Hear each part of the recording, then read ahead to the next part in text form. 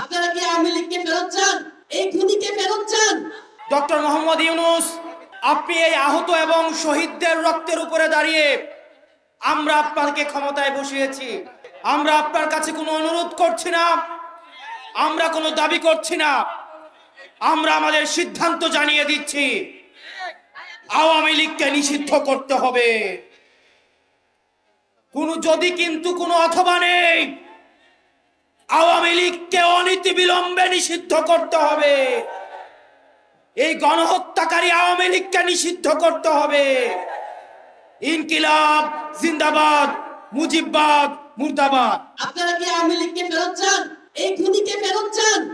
যে খুনি আমাদের 2000-এর মতন ভাই বোনদেরকে হত্যা করেছে, তাদেরকে কি ফেরত চান? এই বাংলার মানুষ 5ই আগস্টে তাদের স্টেটমেন্ট দিয়ে দিয়েছে, তারা এই খুনিকে আর ফেরত চায় না। বাংলাদেশে আমরা এই খুনিকে আর ফেরত চাই না।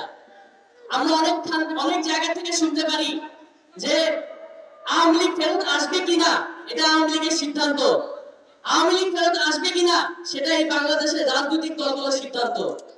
আমি বলি এই সিদ্ধান্ত আওয়ামী লীগের না, এই সিদ্ধান্ত এই দেশের রাজনৈতিক দলগুলোর না, এই সিদ্ধান্ত আপনি আমি আমাদের মতন জনগণের।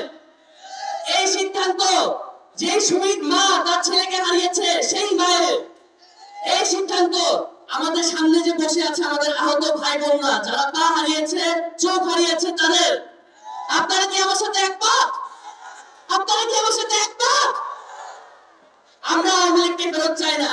আমাদের বুকের রক্ত, আমাদের প্রাণীর তৃষ্ণা এখনো মিটে নাই।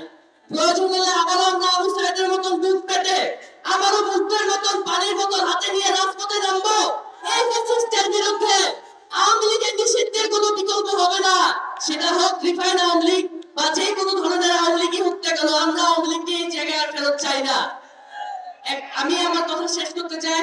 শেষ করার আগে একটা কথাই বলতে চাই, মাতৃভূমি অথবা মৃত্যু। আমরা যেভাবে জুলাই আগস্টে মাঠ ছেড়ে যাইনি, আমরা মৌলিক সংস্কার আদায় না করেও মাঠ থেকে চলে যাবো ইনশাআল্লাহ।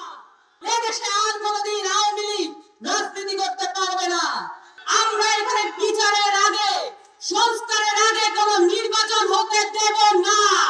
সংস্কারের আগে, আওয়ামী লীগের বিচারের আগে কোনোভাবেই যেন মাঠ ছেড়ে না দেই। আমরা যেভাবে জুলাই আগস্টে মাঠ ছেড়ে যাইনি, আমরা মৌলিক সংস্কার আদায় না করেও মাঠ থেকে চলে যাবো ইনশাআল্লাহ। এদেশে আর কোনোদিন আওয়ামী লীগ রাজনীতি করতে পারবে না। আমরা এখানে বিচারের আগে, সংস্কারের আগে কোনো নির্বাচন হতে দেব না। সংস্কারের আগে, আওয়ামী লীগের বিচারের আগে